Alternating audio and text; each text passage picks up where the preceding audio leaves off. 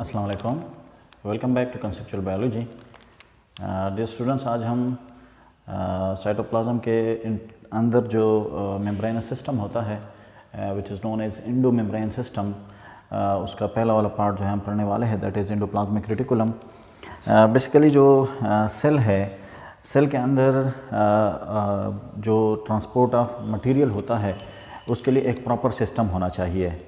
अगर वो proper system ना हो तो फिर जो ट्रांसपोर्ट ऑफ मटेरियल है, फॉर एग्जांपल हार्मोन्स है, प्रोटीन्स है या दूसरे ड्रॉपलेट्स हैं, तो या वेस्ट मटेरियल है, तो उन चीज़ों की जहाँ पर रिक्वायर्ड होते हैं, फॉर एग्जांपल किसी ऑर्गेनेल में वो रिक्वायर्ड है तो वहाँ पर उसका पहुँचाना, अगर इसके लिए कोई व्हीकल नहीं है, कोई कार्गो नहीं है, कोई गाड़ी नहीं है, तो फिर वो मटेरियल जो है वहाँ पर ट्रांसपोर्ट उसकी नहीं हो सकती। लिहाजा जो सेल है, उस सेल के अंदर एक ऐसा स्पेशलाइज्ड सिस्टम है मेम्ब्रेन्स का कि जिसके थ्रू वो मटेरियल जो है जहाँ पर सिंथेसाइज होता है या जहाँ पर वो जो है पैकेज्ड होता है, जहाँ पर वो चेंज होते हैं, वो उस पर्टिकुलर ऑर्गेनेल से शिफ्ट होके जहाँ पर रिक्वायर्ड होते हैं वहाँ पर चले जाते हैं।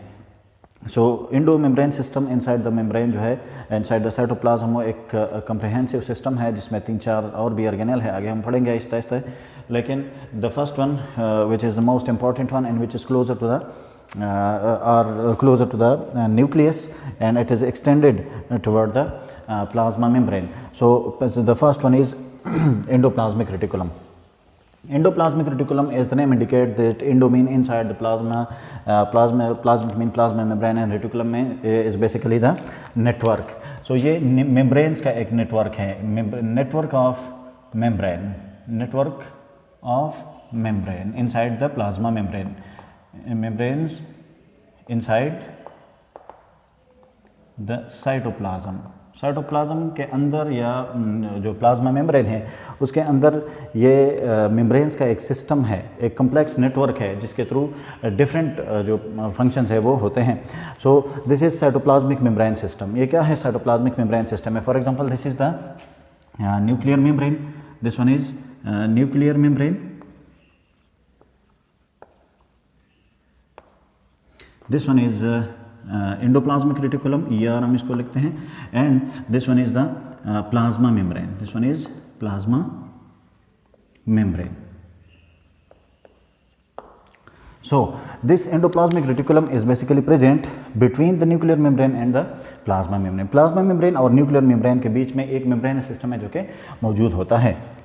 This is arising from the nuclear membrane. ये न्यूक्लियर मेम्ब्रेन जो है इसमें ब्लिबिंग होती है, इविजिलेशन होती है कि जहाँ पर जिस तरह से एंडोसाइटोसिस होती है, जिस तरह की एक्सोसाइटोसिस होती है, तो यहाँ पर एक बल्ब जो है, एक नाच इस तरह से यहाँ पर प्रोड्यूस होता है, ठीक है, और इसके बाद यहाँ से ऐसे जो मेम्ब्रेन सिस्टम है, ये मेम्ब्रेन सिस्टम ऐसे डेवलप हो जाता है। So this is basically arising from the nuclear membrane. Nuclear membrane से जो ये अराइज होता है by the process of the blebbing और इविजिलेशन। सो दिस एंडोप्लाज्मिक रेटिकुलम ये अराइज होता है यहाँ से, इस न्यूक्लियर मेम्ब्रेन से, and this was discovered by the Garnier in 1897 and the name was given by Porter in 1953। So this is a little bit history.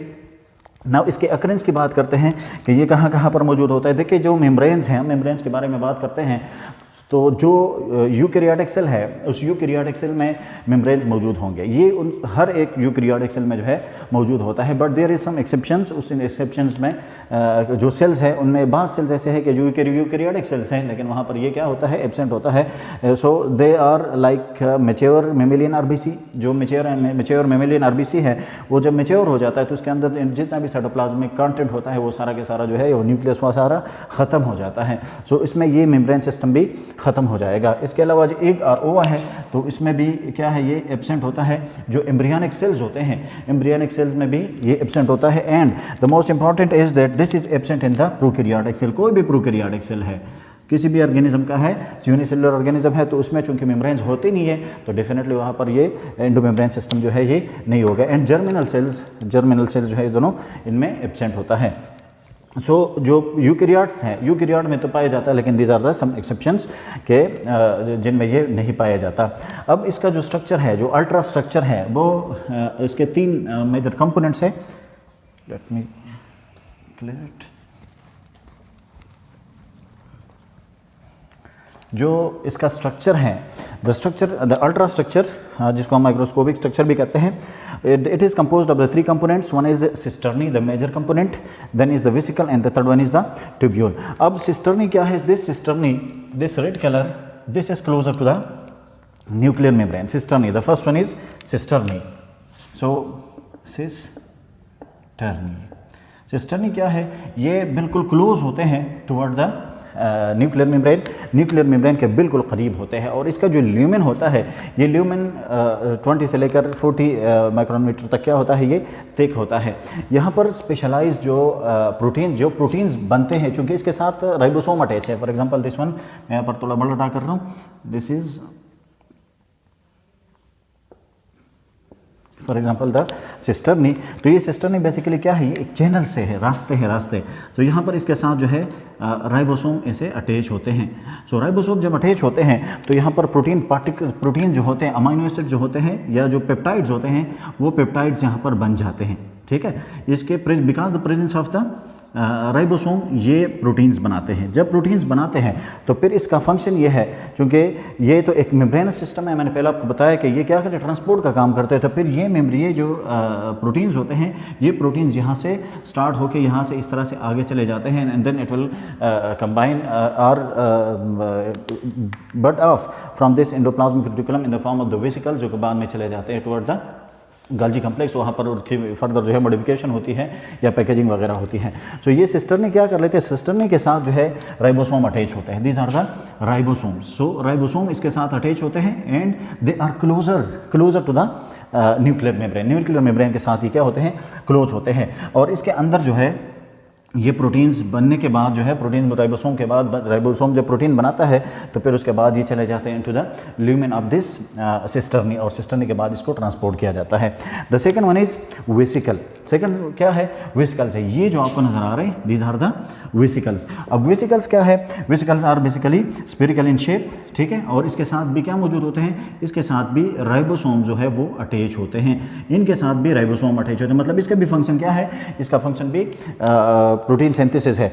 अब बाद में ये क्या कर लेते हैं? इनका फंक्शन क्या है कि ये आखिर में जब ये मैच्योर हो जाते हैं तो यहाँ पर आगे चले जाते हैं या दूसरी जगह पर आकर ये एक दूसरे के साथ मिल जाते हैं.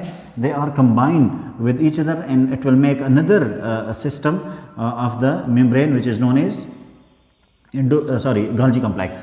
तो ये गाल्जी कम्प्लेक्स बनाते हैं. इस तरह से ये यहाँ पर जो प्रोटीन्स बनते हैं वो प्रोटीन्स ट्रांसपोर्ट होते हैं. वो प्रोटीन्स क्या होंगे? ट्रांसपोर्ट होंगे. मतलब यहाँ से वो गाल्जी बॉडी में आ जाते हैं. अब गाल्जी बॉडी का जो फंक्शन इंशाल्लाह हम आगे पढ़ने वाले हैं कि मॉडिफिकेशन है, चेंजेस कर लेते हैं, पोस्ट ट्रांसक्रिप्शनल मॉडिफिकेशन करते हैं प्रोटीन्स में. तो वो चेंजेस कर लेते हैं और ये प्रोटीन फिर बाद में कोई एंजाइम में कन्वर्ट होता है या वो प्लाज्मा मेम्ब्रेन के जो प्रोटीन्स होते हैं उसमें कन्वर्ट होता है. चैनल प्रोटीन है, कैरियर प्रोटीन है या रिसेप्टर्स वगैरह वगैरह में इस तरह से ये चेंज हो जाते हैं. लेकिन हमें ये बात याद रखनी चाहिए कि जो proteins for example channel protein है या कैरियर प्रोटीन है, रिसेप्टर्स है, जो भी है, जो प्लाज्मा मेम्ब्रेन के अंदर मौजूद है, या एंजाइम है even internal in the cytoplasm, तो वो इस फॉर्म में नहीं बनते जो कि जस्ट लाइक वो प्रोटीन बने directly in the form of the enzyme. नहीं, ऐसे नहीं होता. पहले वो प्रोटीन जो है वो सिंपल पॉलीपेप्टाइड बन जाते हैं, फिर उसमें मॉडिफिकेशन आ जाते हैं, चेंजेस आ जाते हैं और वो टर्शियरी स्ट्रक्चर में, क्वाटरनरी स्ट्रक्चर में जाके कहीं पर फंक्शनल हो जाते हैं. तो वो सारे मॉडिफिकेशन जो है यहाँ पर इसी मेम्ब्रेन सिस्टम में गाल्जी कम्प्लेक्स में होता है. लेकिन चूंकि वो यहाँ पर बन जाते हैं दीज वेसिकल्स, इसके साथ राइबोसोम अटैच होता है, तो फिर ये राइबोसोम ये प्रोटीन बनाते हैं और प्रोटीन बनाने के बाद ये प्रोटीन जो है अंदर आ जाते हैं इनटू द ल्यूमेन. इसी ल्यूमेन में आ जाएंगे. जब वो ल्यूमेन में आ जाते हैं तो फिर उसको ट्रांसपोर्ट किया जाता है. And the third one is the tubule. Third one क्या है? ये ट्यूब्यूल्स है. ये ट्यूब्यूल्स क्या है? इसमें जो राइबोसोम है वो राइबोसोम अटैच नहीं होते. They are without the ribosome. Ribosome इसका डिवाइड द राइबोसोम इसके साथ अटैच नहीं होते. तो इसका जो फंक्शन है that is basically what the lipid synthesis, जो लिपिड सिंथेसाइज कर लेता है. इसके अलावा जो है कोई हार्मोन्स है, कार्बोहाइड्रेट्स वगैरह भी थोड़े से ये क्या कर सकता है? सिंथेसाइज कर सकता है. लेकिन जो ट्यूब्यूल्स होते हैं, ये ट्यूब्यूल्स का क्या है? These are branched and they are continuous with this plasma membrane. ये प्लाज्मा मेम्ब्रेन के साथ क्या है? ये कंटिन्यूअस होते हैं और ये प्लाज्मा मेम्ब्रेन के साथ अटैच होते हैं. सो जो पहले वाला पार्ट है that is known as cisternae. ये वाला the cisternae, this cisternae is closer to the nuclear membrane which are arising from the the nuclear membrane. इसके बाद जो है ये दोनों होते हैं, दीज आर द ट्यूब्यूल्स. ये ट्यूब्यूल्स है.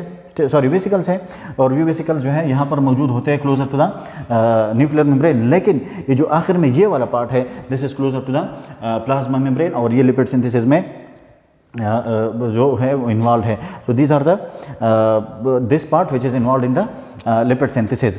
So these are the tubules, then vesicles, and the first one which is closer toward the nuclear membrane, that is the cisternae. Cytoplasm के अंदर ये जो सिस्टम होता है ये बेसिकली या प्रॉपरली इसका फंक्शन जो है वो मॉडिफिकेशन भी कर सकते हैं, ये चेंजेस भी कर सकते हैं इन द प्रोटीन्स आर, कोई भी केमिकल है, कोई भी सब्सटेंस है उसमें चेंजेस कर सकते हैं, डिटॉक्सिफिकेशन भी इवन कर सकता है. सो इसके बाद ये जब यहाँ से ये बन जाते हैं तो इस तरह से आहिस्ता आहिस्ता से यहाँ होकर ये कहाँ पर चले जाते हैं टुवर्ड द साइटोप्लाज्म, उसमें ये स्प्रेड हो जाते हैं, और जहाँ पर रिक्वायर्ड होते हैं तो दूसरा जो सिस्टम होता है वो दूसरा सिस्टम इसको क्या कर लेता है, ये स्प्रेड आउट कर लेता है. नाउ एंडोप्लाज्मिक रेटिकुलम जो है यहाँ पर अगर आप देखें तो इसमें दो टाइप्स है, एक के साथ जो है वो राइबोसोम अटैच होते हैं और दूसरे के साथ राइबोसोम जो है वो अटैच नहीं होते. दोनों सेम बनते हैं फ्रॉम द न्यूक्लियर मेम्ब्रेन, लेकिन एक के साथ बाद में फिर क्या अटैच होते हैं, वो राइबोसोम अटैच होते हैं. तो जिसके साथ राइबोसोम अटैच होते हैं उसको हम कहते हैं रफ एंडोप्लाज्मिक रेटिकुलम. क्या कहते हैं इसको, रफ एंडोप्लाज्मिक रेटिकुलम.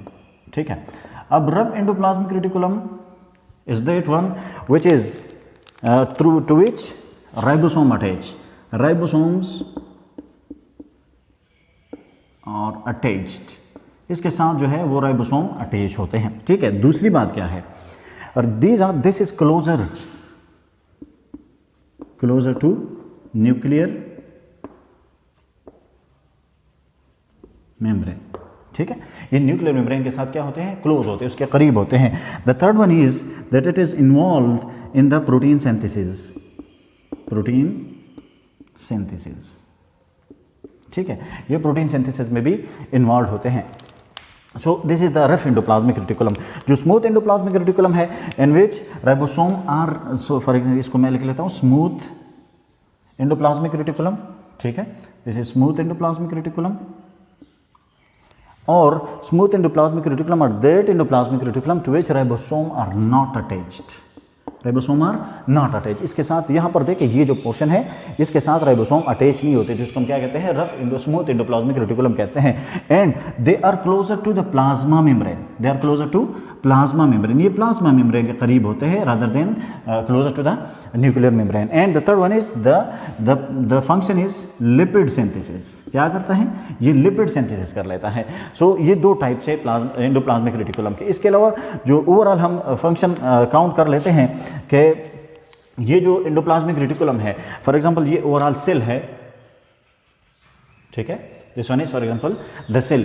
सो ये सेल में क्या कर कंपार्टमेंटलाइजेशन करता है कि सेल को कंपार्टमेंट्स में अलग अलग क्या कर लेता है, डिवाइड कर लेता है. यहाँ पर इसने इसको डिवाइड किया. फिर जो सिस्टम एंडो मेम्ब्रेन सिस्टम है वो भी इस सेल को क्या कर लेते हैं, कंपार्टमेंट में डिवाइड कर लेता है. इसके अलावा इसके जो एंडोप्लाज्मिक रेटिकुलम के जनरल हम फंक्शन पढ़ लेते हैं, तो जब हम सेलुलर डिवीजन की बात कर लेते हैं, ये जनरल फंक्शन में पढ़ रहे हैं कि सेलुलर डिवीजन जो होते हैं, सेल डिवीजन, तो सेल डिवीजन के दौरान जब सेल प्लेट बनता है, सेल प्लेट, तो सेल प्लेट जो है वो भी इसी वेसिकल से ये वेसिकल बड ऑफ हो जाते हैं, फिर वो जाकर गल्जी बॉडीज़ बनाते हैं, और गल्जी वेसिकल या गल्जी बॉडीज़ जो है वो जाकर सेल के अंदर जो है क्या कर लेते हैं, फॉर एग्जांपल जैसे सेल, सो सेल के बीच बीच ये ऐसे अरेंज हो जाते हैं, फ्रेगमोप्लास्ट बनाते हैं, मिडल लिमिला बनाते हैं, जो पिक्टेट मटेरियल होता है वो सिक्रेट कर लेता है. सो एंडोप्लाज्मिक रेटिकुलम जो है this is basically involve in the cell plate formation या फ्रेगमोप्लास्ट जो है वो बना लेता है. इसके अलावा ये डिटॉक्सिफिकेशन कर लेता है. डिटॉक्सिफिकेशन कैसे कर लेता है, फॉर एग्जांपल कोई एक सब्सटेंस है उसको मॉडिफाई करना होता है, उसको मॉडिफाई करता है, चेंज कर लेता है, उसमें से मिथाइलेशन कर लेता है, एसिटाइलेशन कर लेता है, कोई दूसरा ग्रुप ऐड कर लेता है या रिमूव कर देता है, या प्रोटीन जो है उन प्रोटीन्स की क्या कर लेते हैं, मॉडिफिकेशन कर लेता है. तो ये पूरा सिस्टम जो है, ये पूरा सिस्टम इस तरह के प्रोसेस और फंक्शंस में इन्वॉल्व होता है. सो द एंडोप्लाज्मिक रेटिकुलम बहुत ही इंपॉर्टेंट इसका रोल है in the body, in the term of the transport, in the term of the modification, in the term of the protein synthesis, in the term of the lipid synthesis या hormone भी वगैरह वगैरह जो है ये क्या कर सकता है, ये प्रोड्यूस कर सकता है, सिंथेसाइज कर सकता है. So this is all about the endoplasmic reticulum. Again endoplasmic reticulum it is system, endomembrane system throughout the cytoplasm मौजूद है और ये क्या कर लेता है, it is extended from the nuclear membrane to the plasma membrane. It have three parts. Number one is the cisternae, then the vesicle and tubules. cisternae और जो vesicles होते हैं उनमें राइबोसोम अटैच होता है, ये प्रोटीन सिंथेसिस में majorly involve होते हैं, और जो ट्यूब्यूल है वो ट्यूब्यूल्स क्या कर लेते हैं, they are basically involve in the lipid synthesis and they are closer to the plasma membrane. इसके अलावा जो फंक्शन है, जो ओवरऑल फंक्शन है, उसमें से रफ एंडोप्लाज्मिक रेटिकुलम का जो फंक्शन है that is basically the protein synthesis, और जो स्मूथ एंडोप्लाज्मिक रेटिकुलम है उसका फंक्शन है लिपिड सिंथेसिस. लेकिन ओवरऑल सेल डिवीजन में भी ये अपना रोल जो है वो प्ले कर लेते हैं. जो फ्रेगमोप्लास्ट बनाते हैं, डिटॉक्सिफिकेशन कर लेता है, कंपार्टमेंटलाइजेशन कर लेता है, ट्रांसपोर्ट भी कर सकता है, डिटॉक्सिफिकेशन वगैरह वगैरह जो है ये सारे इसके काम है. इंशाल्लाह in next video we will be discussing about the Golgi apparatus और Golgi bodies. Thank you so much.